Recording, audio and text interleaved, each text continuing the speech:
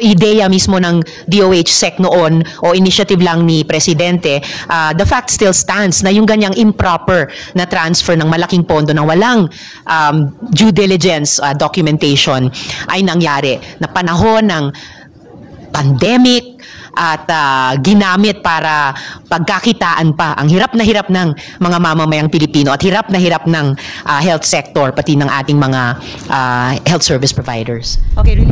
Bagong ebidensya. Si former Sec Duque na sana yon kung sakali, di ba? Kaya lang, just a few hours later, binawi pa nila.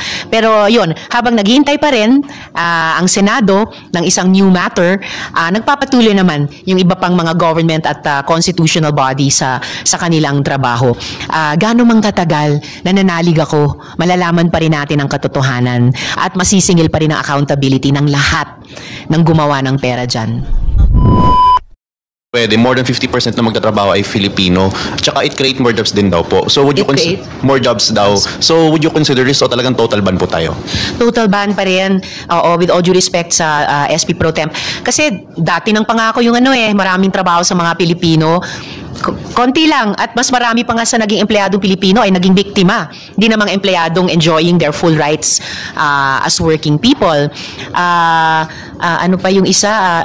Kahit yung mga legal na pogo, yung nabigyan dati ng PAGCOR ng lisensya, more than 200, kalaunan 190 plus ba yon na sinuspinde din ng PAGCOR. Tapos di rin nila masiguro na lahat ay sumunod. Kasi baka at mukha yung iba, tulad nitong dating Hongsheng na naging Zunyuan na lang, ay nagpatuloy pa rin sa operation. Nagkunwari pa ang Zunyuan na may provisional license sila na pinasinungalingan ng PAGCOR mismo. So mukhang kahit yung nagsisimulang legit or legal na pogo or pogo na may lisensya nung una, nagmomorph din nagmumutate na nagiging illegal, tapos dumadako talaga sa human trafficking and crypto scamming, at nitong huli, lumalabas sa aming investigasyon, dumadako din sa money laundering at naitatanong pa yung anggulo ng pambansang seguridad. Okay, Nympha. Thank you. Good afternoon, ma'am. Ma'am, only if you can confirm this publicly po, na-confirm ba, ma'am, sa executive session kung meron ng surveillance and hacking activities dun sa Pogo sa Bamban? Patuloy pang inaalam po iyon. So, bahagi yan ng kabuoang tanong na ang Pogo ba ay national security threat? Kaya sana ay posisyonan ng NSC at aksyonan na ni Presidente. And then, ma'am, sabi nyo kanina, napatibay dun sa executive session na may national security concern yung presence ng Pogo. Nakuha nyo po ba yung commitment ng NSC that they'll bring it up with the President? Para sa akin, tumibay ang basehan na i-raise yung serious concern na yan ng Pogo bilang national security threat. Hindi ako magsasalita para sa NSC dun sa executive session, pero loud and clear yung panawagan silang mag-convene, pag-usapan ito at sana kalaunan aksyonan ni Presidente. So, umaasa ako, sana ay maisagawa nila ito. And ma'am, kung ongoing pa yung investigation dun sa hacking and surveillance, ano pa po yung ibang possible basis dun sa yung possibility na ito national, yung sinasabi nyo nga na national security concern na yung Pogo presence? Well, yung kung may connection ba yung mga personahe na kasama ni Mayor Alice Guo sa kanyang pamilya o sa kanyang yung sa Zunyuan mismo, may link ba sila sa mga state actors doon sa China? Yung kanila bang Pogo operations ay nagiging cover para sa paglabag sa ating mga batas? Ito man ay tungkol sa money laundering o iba pa. So yan po yung ilan sa mga anggulo sa tingin ko kung bakit buhay na buhay yung tanong ng Pogo at national security. And isa na lang, ma'am, ano yung nakikita ninyong senaryo kung hindi ipatitigil ang Pogo ASAP? Di mga masasamang phenomenon, itong lahat ng mga krimen, iniimbestiga na namin ng 4 na taon. Ibig sabihin, more than 4 years nangyayari ito. More than 4 years sinasagawa yung mga krimeng ito. More than 4 years. Of course, mula pa nung panahon ni Duterte na nilalabag ang karapatan ng ating mga mamamayan, lalo na yung mga vulnerableng sektor. So, ano pa bang hinihintay natin? Gusto pa ba natin na magpatuloy ito? Bakit? And then Mark. Yes, hi, Sen. From Philippine Star. Ma'am, during the hearing, you mentioned the case of the $3 billion money laundering case in Singapore, and two of those involved are yung mga kasosyo ni Mayor Guo sa Baofu. Ano? So does that establish that Mayor Guo is somehow linked to the money laundering case in Singapore, since you mentioned alleged money laundering? Because in Singapore, it was mentioned that two of those accused, si Zhang and yung kasosyo nga niya po na dalawa ay may real estate daw po sa Pilipinas. So does that mean that this web of money laundering of Mayor Guo extends also to Singapore? I really think so. At ito yung isang itatanong namin sa briefing ng AMLAC sa komite, yung illegal revenue streams. Kasi bakit may ganyang kalalaking mga pera na allegedly na money launder nung kanyang dalawang kasosyo, maiisip tuloy, teka, ang laki din ang sinasabing halaga ng kabuang Zhunyuan complex na yan. Paano nakapasok at nakaikot sa ating ekonomiya kung walang malinaw na sources sina Mayor Alice Guo at kanyang mga kasosyo? So it's a very reasonable suspicion na kailangan naming imbestigahan. Ang pera ba para dyan ay galing sa money laundering. Other issue, si former Health Secretary Duque, inamin niya na si former President Duterte ang nag-utos na ilipat sa PSDBM yung about 47 billion pesos na COVID funds. May suggestion na sana mag-state witness itong si Secretary Duque. Do you think yun ang best na gawing hakbang ni Duque to redeem himself? O isang mabuting hakbang yon kung gagawin ni former Sec Duque para i-redeem ang sarili niyang pangalan, i-redeem din yung institutional image ng Department of Health. Hindi ako nagugulat sa ganyang revelation ni dating Sec Duque dahil lumabas na rin sa naunang Blue Ribbon Committee investigation na talagang ipinakilala nung mga usual suspects ang formally kay presidente, no? So sina Michael Yang. Hindi yun recommendation from the DOH, kung hindi initiative ng dating Pangulo na ipalipat yung funds na yon sa PSDBM. Well, kung initiative o ideya mismo ng DOH SEC noon o initiative lang ni presidente, the fact still stands na yung ganyang improper na transfer ng malaking pondo na walang due diligence documentation ay nangyari na panahon ng pandemic at ginamit para pagkakitaan pa ang hirap na hirap ng mga mamamayang Pilipino at hirap ng health sector pati ng ating mga health service providers. Okay, related question from She. Na-miss ka namin, She. Thank you. Hi, ma'am. Good afternoon. Hi, siya pala yun. Special guest. Oo. Ma'am, hours after na umikot yung mga reactions ng Senator tungkol dito sa statement ni Secretary Duque, binawi niya po in a statement and he said that he was unfortunately taken out of context. And he maintained that the instruction was given by the President to speed up the procurement of pandemic medical supplies. Ma'am, what can you say about this, ma'am? Wow, it was good while it lasted, no?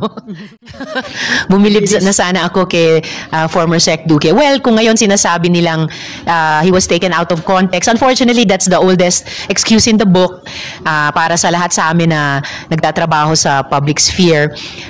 Kung yan ang sinasabi niya na pina-accelerate lang ni Duterte yung pag-procure, in a way, we're back to square one dun sa kanyang posibleng pagiging importanteng resource person para makumpleto na talaga yung investigasyong iyon.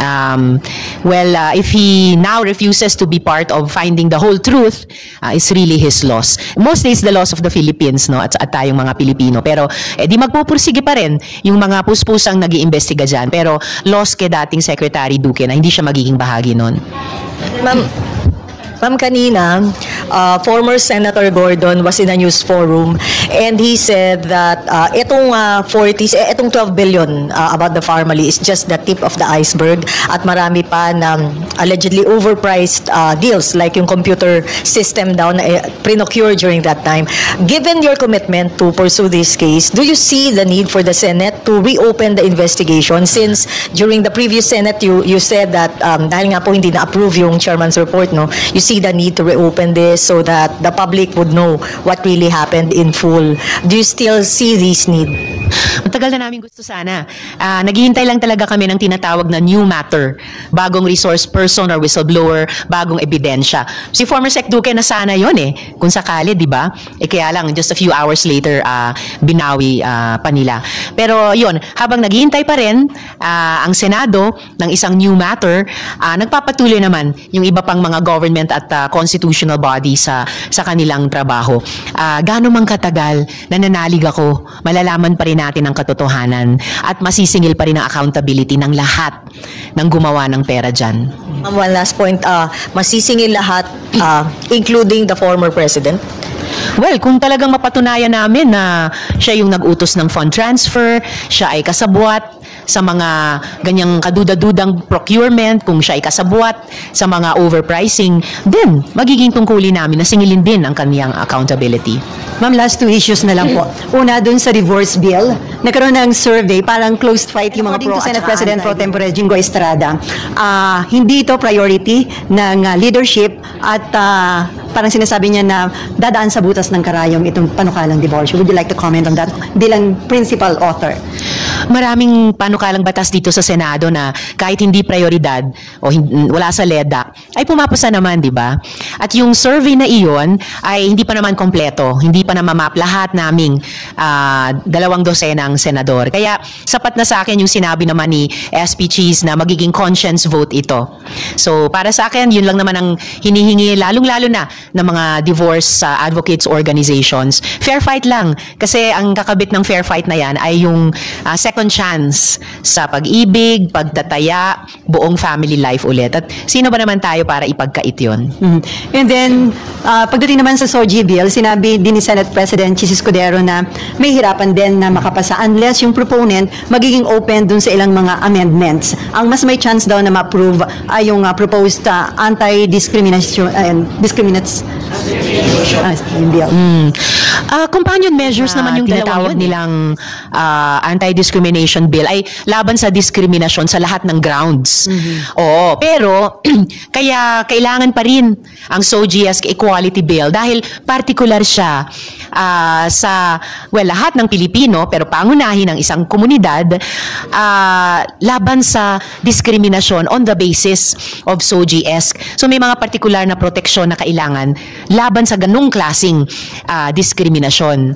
And matagal naman na yung community handang magbigay ng amendments Sinabi ko na rin yon sa mga kasama sa Senado nung nakaraang kongreso pa. Kaya nga, i-report out na sa plenaryo para pag natapos na yung period of interpellation, pwede na kaming dumako sa period of amendments kung saan gagawin ko of record. Yung marami-raming mga amyenda na handa nang gawin ng community, kaugnay ng freedom, academic freedom, kaugnay ng parental authority, at ilan pa, yung napaka-explicit na hindi pa kasama sa SOGI-esque equality bill, yung same-sex marriage. Hindi yan isa sa mga government licenses. Anyway, hindi naman lisensya ang marriage license, di ba? Or hindi siya government license. So kung amyenda lang ang gusto ng mga kasama, game! Paabutin na natin sa period of amendments. May commitment na ba si bagong majority leader, ma'am? Well, kinausap ko si Majority Leader, sabi ko ilabas na sana sa Committee on Rules para makausad na sa legislative process. At sabi naman niya, ang tagal na pala, kasi Disyembre 2022 pa, ang tagal na pala. Sige, hahanapin ko yan. So umaasa ako sa kanilang pag-review doon sa legislative status ng committee report, kung saan 18 ang nakapirma. 3/4 ng mga miyembro ng Senado ay nakapirma. So patunay na hindi iyan divisive o pampagulo lang. Yan po ay nakabuo ng 3/4 unity ng Senado. At yan po ay magbibigay daan sa kapanatagan ng loob sa marami-raming mga couples at pamilya. Ninyo? Ma'am, can we get your reaction po dun sa pagbaba ng taripa sa bigas? Pagbaba ng taripa sa bigas. Ay, sobrang concerned yung aming mga partner na samahan ng mga magsasaka, iba pang rural sectors, kahit po yung mga nagsusupply ng bigas sa ating mga talipapa, palengke, supermarket, tutol po talaga sila sa pagbaba ng taripa. Dahil nga naman, bakit ibababa ang taripa kung gusto nating bigyan ng higit na proteksyon at suporta yung ating mga domestic na producers? Kung gusto nating suportahan yung ating mga magsasaka, lalo na mga magsasaka sa palay. Ano po? At kung yan naman ay covered na rin ng isang kasalukuyang batas, no? Yung rice tarification law. Lahat po ng mga agricultural na bansa ay gumagamit ng resonableng taripa para nga suportahan yung domestic producers at makapataw ng tamang taripa sa kung ano ang itatakdang kinakailangan at yun lamang kinakailangang mga imports. So ma'am, kapag ba nag-resume yung session, kino-consider nyo mag-file ng proposal para i-correct itong ginawa ng executive? Kasi ngayon pala, may karapatan ang presidente na ibaba yung taripa habang naka-recess yung session. So pwede kayo lang umaction kapag nag-resume yung session. So pinag-aaralan po namin kung anong magiging legislative action namin doon. Kung yan ay panukalang batas ba yan? Yan ba ay resolution para mag-imbestiga? Sigurado magiging active ako ulit at ang buong minority kasama si Senate Minority Leader Coco Pimentel pagdating din ng budget debates pati kaugnay ng Department of Agriculture. So ngayon, inaasahan ma'am, babaha yung mga imported rice and other agri-products sa ginawa ng Malacanang? Yun na nga yung kinatatakutan ng aming mga partners na tutol dito sa pagbaba ng taripa. With that, maraming salamat kay Deputy Minority Leader Riz Ontiveros and thank you sa PROS.